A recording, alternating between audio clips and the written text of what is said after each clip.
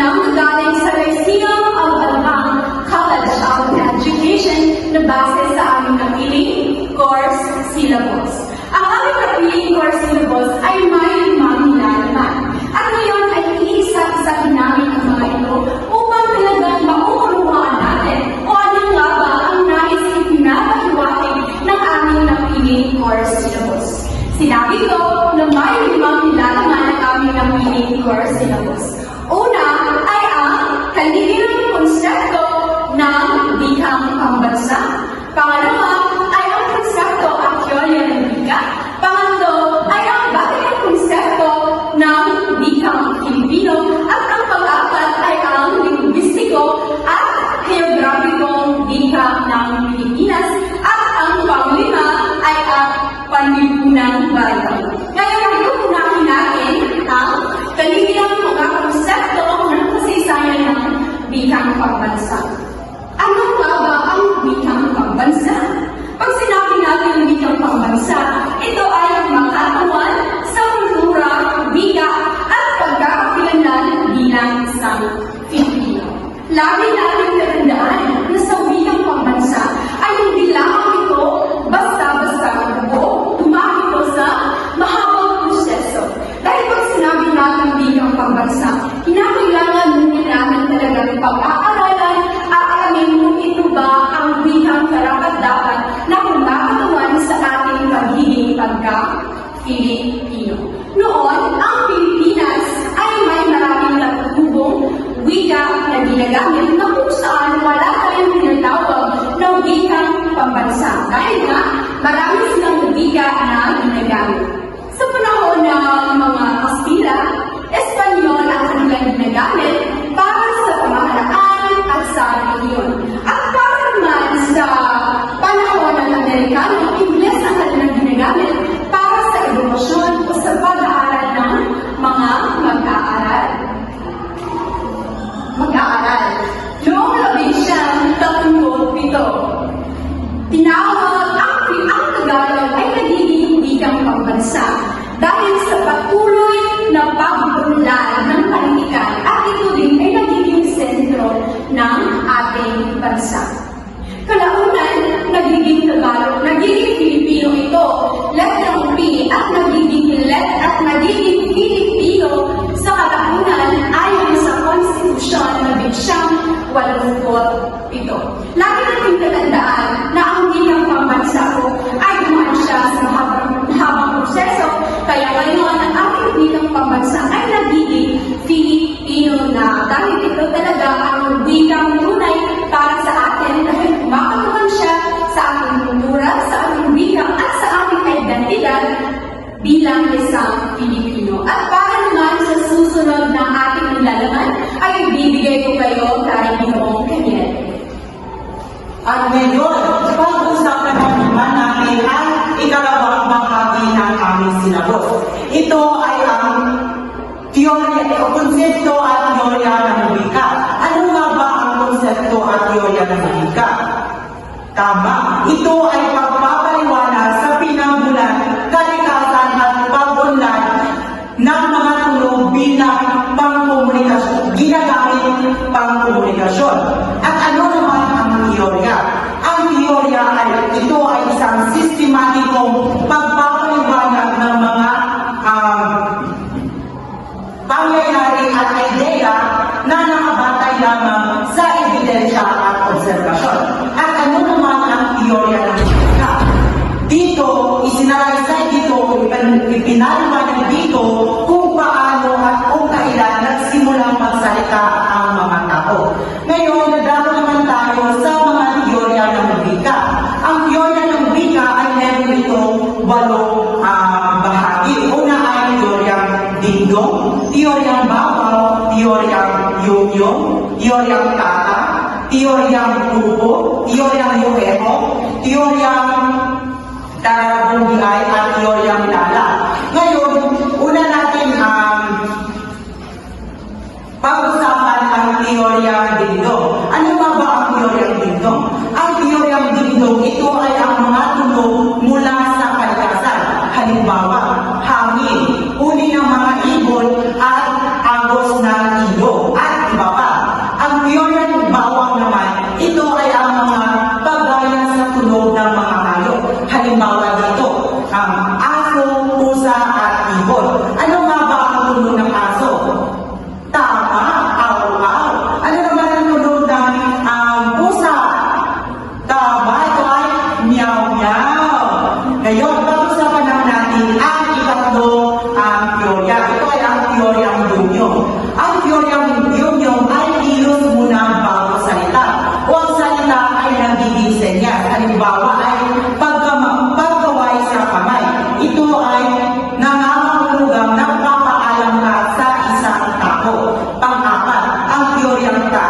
Ito ay ang pagsabay sa bibig sa kumpas ng katawan o kamay. Halimbawa dito ay tata. Napansin niyo ba na ang direksyon ng inyong baba ay pataas at pababa? At sa kamay naman ay pataas at pababa. Yan ang isang halimbawa ng teoryang tata. Ayun. Dadako naman tayo sa ikalimang teorya. Ito ay ang teoryang pupo. Ang teoryang pupo, ito ay nanggagaling sa ating emosyon. Halimbawa, sigaw at iyak. Pang-anim, ang teoryang Yoheo. Ang teoryang Yoheo ay dito lumalabas ang tunog sa mga pisikal na bagay o kapag ang tao ay nagbubuhat ng mabigat na bagay. Ano nga ba ang tunog kapag ang tao ay nagbuhat ng mabigat na bagay? Tama o ganon. At ay, ngayon, dadako naman tayo sa ikapitong teorya. Ang teoryang tarabundian. Ang teoryang tarabundian, ito ay nanggaling sa mga tunog ng ritual, seremonya at pag-awit. At panghuling teorya ay ang teoryang lala. Ang teoryang lala, ito ay ang galing sa musika at melodiya ng damdamin. Ngayon, naintindihan na ba ang mga teorya ng wika? Kung gano'n, dadako naman tayo sa mga konsepto ng wika. Una ay ang sistematikong balangkas. Ang sistematikong balangkas, ito ay ang pagbuo ng mga tunog na pinagsama-sama ay naging salita o pangungusap. Pangalawa ay ang agritaryo. Ang agritaryo, ito ay ang mga wikang pinagkakasunduan ng bawat tao sa isang komunidad o sa iba't ibang komunidad. Halimbawa dito ay ang libang. Ang salitang libang sa Pilipino ay nangangahulugang aliw. Ngunit sa salitang Bisaya naman o sa Bisaya o Cebuano, ang salitang libang ay nangangahulugang pagdumi ng tao. Kaya naman, ipinapakita dito ang pinagkakaiba o pagkakaiba ng pinagkasunduan ng bawat tao o bawat komunidad. Pangatlo, tao o bawat komunidad. Pangatlo, ang kultura at pagkatao. Ang kultura at pagkatao, ito ay mga wikang refleksyon ng mga kultura, kasaysayan at sa ibang lahi. Halimbawa dito ay ang pagmamano sa matanda. Ang pagmamano sa matanda ay sinisimbolo sa paggalang. Kaya naman, naging kultura siya ng mga Pilipino upang ipakita na sila ay may paggalang sa mga nakakatanda. At panghuli o pang-apat ay ang lengua franca. Ito ay ang wikang ginagamit ng magkakaibang tao na may magkakaibang lingwahe o dialect. Halimbawa dito ay ang Filipino sa Pilipinas. Halimbawa, may dalawang tao na nag-uusap, ang isa ay Ilocano at isa naman ay Bisaya. Kaya hindi sila magkaintindihan kapag ang ginamit nilang lingwahe ay ang kanilang sariling dialect. Kaya naman, gagamit sila ng lengua franca o Filipino sa Pilipinas upang sila ay magkaunawaan. Naintindihan na ba ang konsepto ng wika? Kung ganon, ibibigay ko ang susunod kay Binibini Evelyn Bayo. Ngayon, nagkakaroon naman tayo sa batayang konsepto sa pag-aaral ng wika.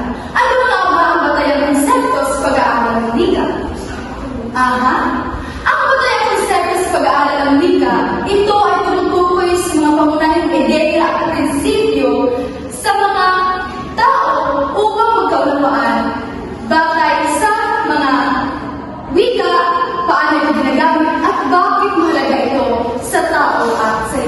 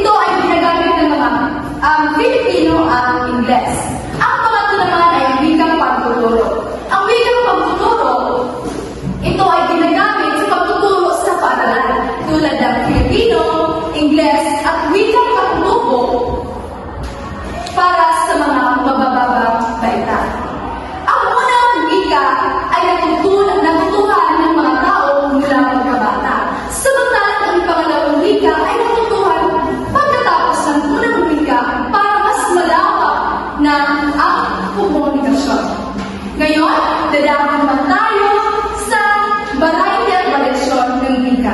Ano nga ba ang variety ng wika? Ang variety ng wika ay tumutukoy sa iba't ibang anyo ng wika. Batay sa gumagamit. Samantalang ang variasyon ng wika, ito ay pagbabago dahil sa lugar, edad, trabaho o sitwasyon. Una nito ay ang idiolect. Ang idiolect ay natatanging paraan ng pagsasalita ng isang tao. Pangalawa naman ay ang dialect. Ang dialect dito ay nakabatay sa rehiyon o sa lugar. Pangatlo naman ay ang sociolect. Ang sociolect ito ay ang wika na ayon sa antas lipunan o panlipunan. Ang para patuloy ang variety ng wika ay ibibigay ko kay Bibining Charlie Angel Ginyan ang susunod. Okay, dapat naman tayo sa equalate. Ang equalate ay ito yung mga salitang ginagamit sa loob ng bahay o tumutukoy sa paraan ng pagsasalita na naapektuhan sa kapaligiran o lugar. Ito ay kung saan ka nakatira. Halimbawa, ang mga tao sa probinsya ay may sariling punto o estilo na ay kumpara sa mga tao sa lungsod. At pangalawa, ang kasunod ay ang register. Ang register, ito yung ginagamit na wika na ginagamit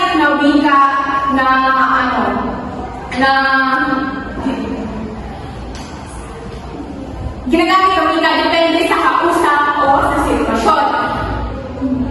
Ibig sabihin, nag-iiba ang kanilang pagpananalita o depende sa kanilang makakausap na ito ba ay casual o di kaya formal na pananalita. Halimbawa, sa pakikipag-usap sa buro ay magkaiba sa pakikipag-usap sa mga barkada.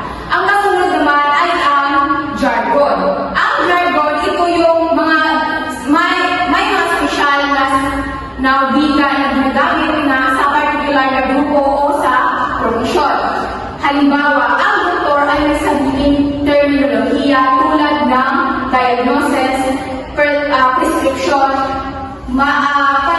Hindi lahat ng tao ay hindi alam kung ano ang ibig sabihin ng mga salita o mga terminolohiya sa doktor. At ang kasunod ay ang creole. Ang creole, ito yung wika na ginagamit na pinaghalo mula sa iba't ibang pagsasalita, iba't ibang salita o wika.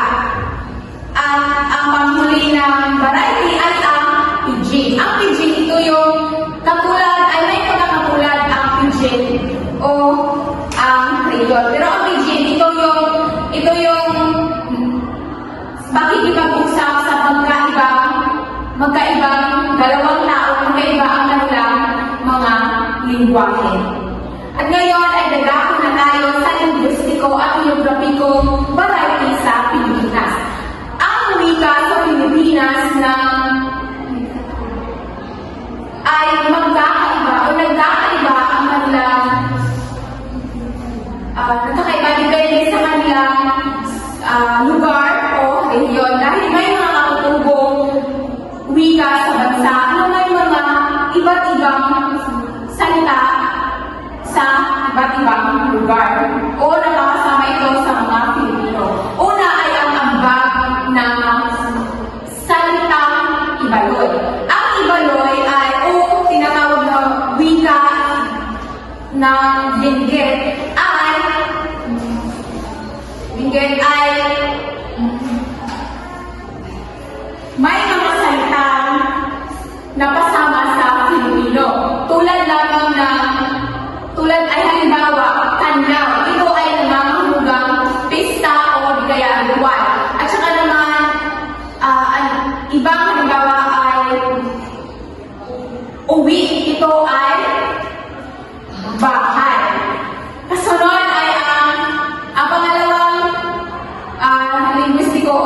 geographicong variety sa Pilipinas ay ang salitang Ilocano. Ang salitang Ilocano ay ginagamit rin sa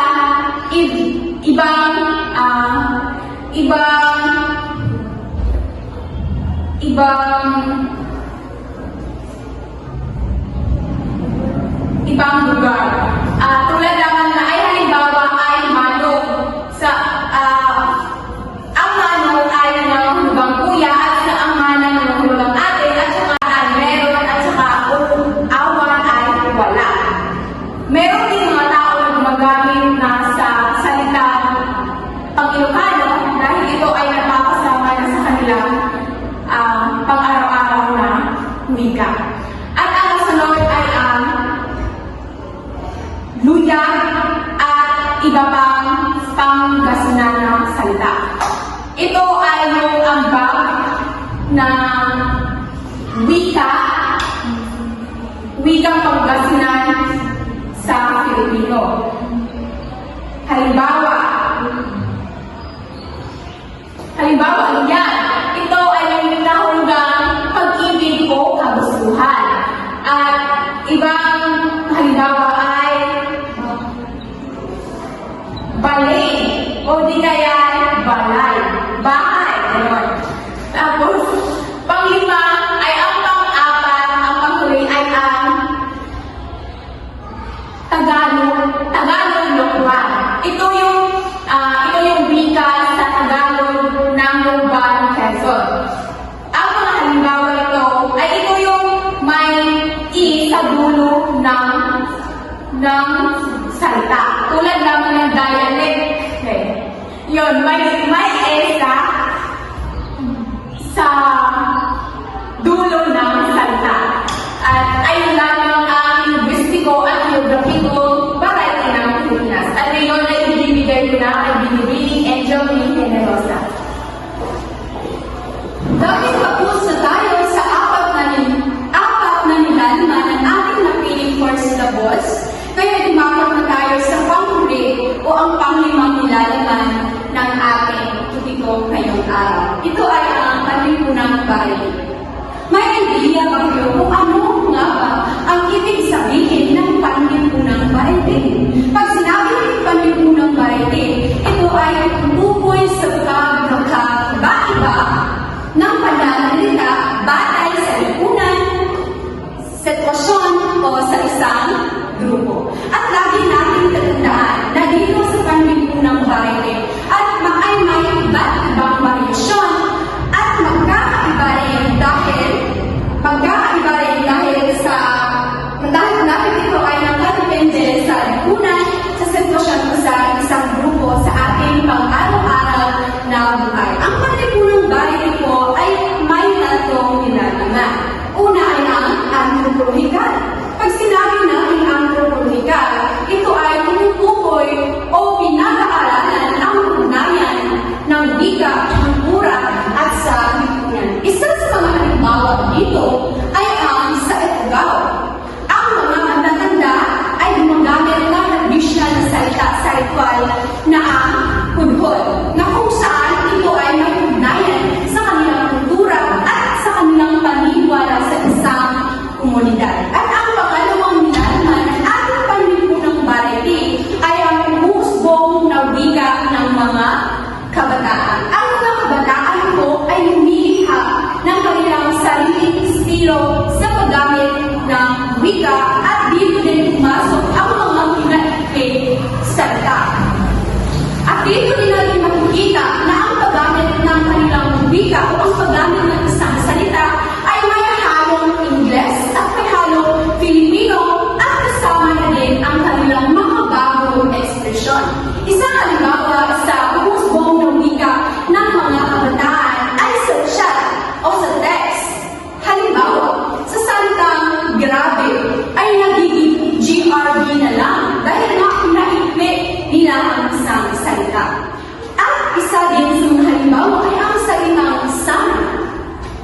Ang pag-text nila o ang pag-chat nila ay nagiging SN na lamang dahil nga pinaikli nila. Gumawa sila ng kanilang sariling estilo sa paggamit ng wika. At ang panghuling halimbawa ay ang LOMN, ibig sabihin sa mga kabataan ang nakakaintindi I love of my life. Kaya nagiging LOMN siya dahil pinaikli ng mga kabataan. At ang panghuling nilaman ng palipunang bagay ay ang kultura o